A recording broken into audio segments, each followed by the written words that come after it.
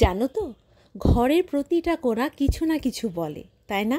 চার দেওয়াল, বিছানা সবটাই যেন খুব একটা শান্তির জায়গা। তো কিন্তু ছোটোবেলায় কী হতো জানো, ঘরে থাকতাম আর একটুও ভালো লাগতো না।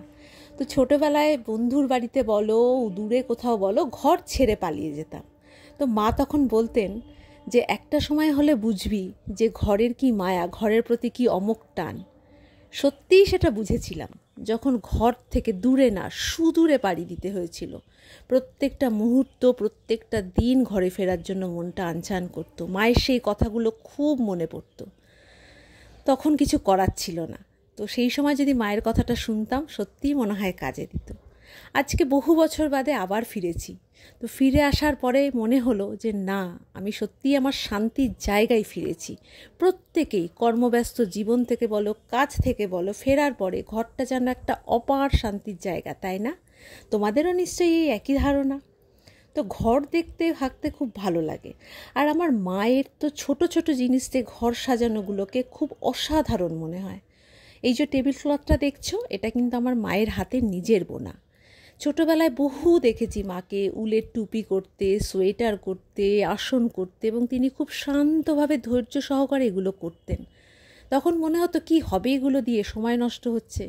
কিন্তু এখন প্রত্যেকটা ছোট ছোট সাধারণ জিনিস দিয়ে মা ঘরটাকে এত সুন্দর সাজিয়ে রেখেছে যে দেখলেই মনটা ভরে যায়।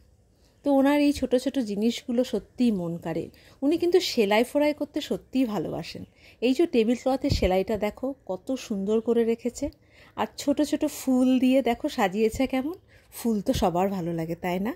নানান রঙের ফুল, হরেক রকম ফুল মনটাকে একদম অন্য রকমভাবে উজ্জীবিত করে দেয়। লাল, হলুদ ফুল যেন একটা ভাইব্রেন্ট এনে দেয় আলাদা। আর এই যে বিছানা চাদরটা দেখছো, এটাও কিন্তু আমার মায়ের হাতের বোনা।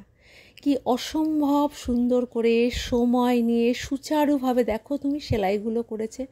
প্রত্যেকটা সেলাই যেন আলাদা একটা টান। সেটা আমি বাড়ি আসার পরে আমার বিছানায় পেতেছি, কারণ দেখতে সত্যিই আমার খুব ভালো লাগে। তোমাদের কেমন লাগলো অবশ্যই কিন্তু আমাকে জানিও। আর কার ঘরের প্রতি কীরকম টান, কীরকম ভালোবাসা, সেটাও জানাতে ভুলো না। ভালো থেকো।